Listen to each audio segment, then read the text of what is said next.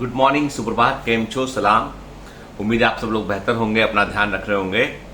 आज मैं कोई कोरोना के ऊपर बात नहीं करूंगा क्योंकि हम सब जो है वो बहुत दिन से सुन रहे हैं, रोज वही बात सुन रहे हैं, वही नेगेटिव न्यूज सुन रहे हैं। तो अभी हम बिल्कुल पॉजिटिविटी की ओर फोकस करेंगे। लेकिन मैं आपसे बोलूंगा कि सावधान रहिए, सुरक्षित रहिए। और मैंने आपको कहा था ना, एक हैशटैग हमें फॉलो करना है, मी अंडर लॉकडाउन के हैशटैग फॉलो करने से क्या होगा भाई, फॉलो करना पड़ेगा नियम कि हम कम से कम 2 वीक 3 वीक अपने घर के अंदर रहें, घर से बाहर ना निकलें हम, और बहुत ही एसेंशियल हो तो पूरे प्रिकॉशन के साथ बाहर निकले, अदरवाइज हम जो है अवॉइड करें उसको, वायरस की चेन को ब्रेक करने के लिए। ठीक है, खैर अब ये जो भी सिचुएशन है, ये सिचुएशन ईश्वर से प्रार्थना करते हैं कि जल्दी से जल्दी ये कंट्रोल में आए के, और हम सब लोगों को भगवान सद्बुद्धि दे कि हम लोग जो है वो इसको फॉलो कर सकें जो हमने सोचा है, और जिस प्रकार से हम जो है वो हमें इस बीमारी से लड़ना चाहिए, उससे हम लड़कर जीते हैं। चल, आज हम एक बड़ी अच्छी मतलब मैंने आपसे कहा ना कि आज हम गुड बुक सीरीज में जो है एक बुक और लेंगे। अच्छा, पहले तो ये बताओ यार, मेरे को ऐसा लग रहा है कि ये जो गुड बुक सीरीज है इसमें ज्यादा इंटरेस्ट नहीं है लोगों का, ऐसा मुझे फील हुआ है। तो आप थोड़ा मुझे सजेशन दीजिए किस चीज पर और हम जो है हमें देखो, आप बोले कि सर आप स्टोरी सुनाइए, तो मैं आपको 200-250 स्टोरी सुना चुका हूं, मैं वो भी कंटिन्यू कर सकता हूं, उसमें कोई दिक्कत नहीं मुझे। लेकिन मुझे कुछ जो है वो कहानियां ढूंढने में अब थोड़ा सा दिक्कत होने लगा है क्योंकि अभी बाहर से बुक्स आ नहीं पा रहे हैं ना। खैर, बाकी जो गुड बुक्स वाला जो सीरीज था, इसको कई लोगों ने अप्रिशिएट किया, परंतु मैं जैसे व्यूज को देख पा रहा हूं तो मुझे लग रहा है कि शायद से ये उतना अट्रैक्टिव नहीं है, उतना मतलब फ्रूटफुल नहीं लग रहा है। तो आप भी मुझे आइडिया दीजिए कि क्या और हम कर सकते हैं कि मॉर्निंग में हम लोग मोटिवेटेड फील करें, एक दूसरे से कनेक्टेड फील करें। क्योंकि ये देखिए, ये जो ब्लॉग वाला चैनल है ये सिर्फ इसलिए एस्टेब्लिश किया गया ताकि आपके मेरे बीच में एक कनेक्शन बना रहे के। एक दिन या 2 दिन भी ब्लॉग नहीं आता है तो मुझे खुद को खाली खाली लगता है कि आज कुछ बच्चों से मिसिंग हो गया, कुछ लोगों से, कमांडो से मिसिंग हो गया है। ठीक है, अब ये चाहते तो हम इसको मेन चैनल पर डालते तो शायद ज्यादा व्यू मिलता, सब मिलता, लेकिन उसके पीछे कारण था कि मेन चैनल पूरा तरीके से एकेडमिक है और वो एक प्रकार से समझ लीजिए कि वो पूरा प्रोफेशनल चैनल है, तो उसमें कुछ भी रैंडम कुछ भी डालना पॉसिबल नहीं है उसमें। ठीक है, बायोमेंटर जो है क्लासेस ऑनलाइन जो है, इट्स ए प्रोफेशनल चैनल, उसमें कुछ भी फालतू का नहीं डलता, उसमें जो डलता है वो काम का डलता है। ठीक है, यहाँ पर हम फालतू भी डाल सकते हैं, ठीक है ना, लेकिन ये पर्सनल ब्लॉग है ना। तो हालांकि अभी कभी जब मैं बाहर जाऊंगा, अब्रॉड जाऊंगा, तो मैं बाकायदा ब्लॉग भी शूट करूंगा, आपको बताऊंगा बैठ के, और कोशिश करेंगे नए नए कुछ टॉपिक्स लेने की। पर आप बताइएगा जरूर इसमें, ताकि आपको भी मजा आए और मुझे भी मजा आए इसमें। तो आज की जो हम बुक है वो बुक है हमारे पास में, इस बुक का नाम है ये ब्रायन ट्रेसी की बुक है, नो एक्सक्यूजेस। ठीक है, हिंदी में इसका नाम है बहाने बनाना छोड़ दें। ठीक है, नो एक्सक्यूज। ब्रायन ट्रेसी एक जो है वो बड़े लेखक है और एक बड़े सक्सेसफुल बिजनेसमैन भी रहे।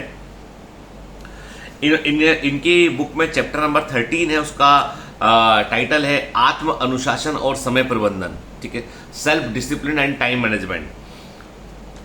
इस शुरुआत होती है एक बड़े अच्छे स्टेटमेंट से, जो नेपोलियन हिल का स्टेटमेंट है, यदि आप स्वयं को नहीं जीतेंगे तो हार जाएंगे, कोई ना कोई आपको हरा देगा। सबसे आपके पास सिर्फ एक ही चॉइस है कि आप अपने आप को जीत ले आपके। अब देखिए, बड़ी अच्छे लिखा है उन्होंने, आप समय को बचा नहीं सकते, मतलब हम कुछ भी कर लें, टाइम को हम सेव नहीं कर सकते, वो तो निकल जाएगा आगे। सच्चाई यह है कि आप समय को बचा नहीं सकते, आप तो बस इसे अलग तरह से खर्च कर सकते हैं। समय तो खर्च होना ही होना है, अब कैसे खर्च करना है ये आप पर डिपेंड करता है। आप कम महत्व के क्षेत्रों से हटाकर इसे ज्यादा महत्वपूर्ण क्षेत्रों में लगा सकते हैं। यही सफलता की कुंजी है और यहीं पर आत्म अनुशासन की जरूरत होती है। समय प्रबंधन का अर्थ है, सुनिएगा बड़े ध्यान से, बड़ा अच्छा लिखा है उन्होंने, टाइम मैनेजमेंट या समय प्रबंधन का अर्थ है घटनाओं का क्रम चुनने की योग्यता। मतलब it is the ability to choose the sequence of events के। जब हम टाइम मैनेजमेंट की बात करते हैं तो एक्चुअली ये क्या है, ये सीक्वेंस ऑफ इवेंट्स को चुनने की योग्यता है। समय के संदर्भ में आत्म अनुशासन का अभ्यास करके आप यह चुन सकते हैं कि पहले क्रम पर क्या करना है, दूसरे क्रम पर क्या करना है और कौन सा काम बिल्कुल नहीं करना है। और चयन करने की स्वतंत्रता हमेशा आपके पास होती है। टाल मटोल या देरी से उबरने के लिए आपको जबरदस्त आत्म अनुशासन की जरूरत होती है। टाल मटोल अधिकांश लोगों को महान सफलता पाने से रोकती है। एक रेड इंडियन ने मुझे एक बार एक बड़ी यादगार बात बताई थी कि टाल मटोल सपनों की चोर है। जब हम बोलते हैं ना कि अरे छोड़ते हैं बाद में करेंगे के, तो टाल मटोल सपनों की चोर है। पेरेटो सिद्धांत, पेरेटो ने एक सिद्धांत दिया था। पेरेटो सिद्धांत यानी 80-20 का नियम कहता है कि आपको अपने 80% परिणाम अपने 20% कामों से मिलेंगे। मतलब 80% रिजल्ट जो आपको जिंदगी में मिलता है वो आपके 20% ऑफ वर्क से मिलता है। इसका मतलब है कि आपके 80% काम कम मूल्यवान थे, क्योंकि उन सबको मिलाकर केवल 20% और उससे कम परिणाम मिलते हैं। दरअसल होता यही है, जब भी हम टाइम मैनेजमेंट की बात करते हैं ना, तो हमारा जो टोटल टाइम है उस टाइम का जो 20% है वही हमको 80% रिजल्ट ला के देता है, और जो 80% टाइम होता है वो 20% भी ला कर नहीं देता है। मतलब सारा खेल इस बात का है कि आपके पास जो 24 आवर का वर्क का जो वक्त मिला है, आपको जो टाइम मिला है, उसमें आपने किन घटनाओं को चुना है, किन सीक्वेंस ऑफ इवेंट्स को आप फॉलो करने वाले हैं। एक स्टूडेंट के लिए क्या है, वो है कि आप सब्जेक्ट पढ़ने बैठे, आपने लेक्चर्स अटेंड किए, आपने शीट्स को सॉल्व किया, आपने डीपीएस को सॉल्व किया, आपने एमसीक्यूज को लगाया, आपने जो है वो पूरा, तो आपने तय किया कि मुझे इस क्रम में चीजें फॉलो करना है, और वो फॉलो करते रहेंगे आप, जरूर सफलता मिलेगी आपको।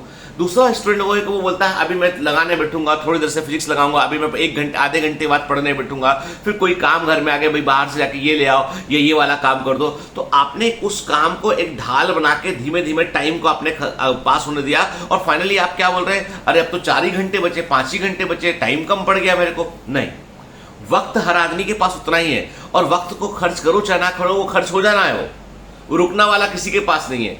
अब ये सिर्फ आपके पास एक ही चॉइस है, सीक्वेंस ऑफ इवेंट्स को चुनने की चॉइस, कि किन घटनाओं को आप चुनते हैं जो आपके आगे आने वाले जीवन में, आने वाले समय में आपको प्रभावित करेंगी। तो वो घटनाओं को हम चुनते हैं, हम समय को कभी नहीं चुनते हैं, हम घटनाओं को चुनते हैं।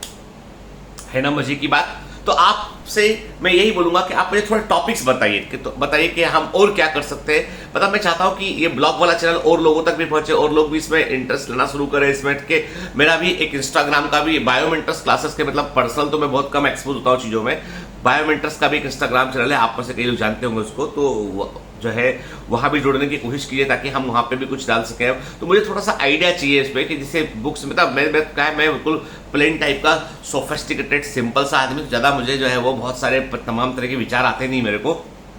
जो आते हैं वो डॉक्टरी वाले आते हैं, पढ़ाने वाले आते हैं, ठीक है, और जो लोगों को थोड़ा कम पसंद आते हैं, ठीक है। तो चाहता हूं कि थोड़ा सा आप बताएं कि हम और कैसे जो है वो और क्या हम इन्वॉल्वमेंट कर सकते हैं। चलिए, हैव ए ग्रेट डे, अपना ध्यान रखिएगा बेटा, और सभी लोग जो है वो स्वस्थ रहिए, और ऑल द बेस्ट।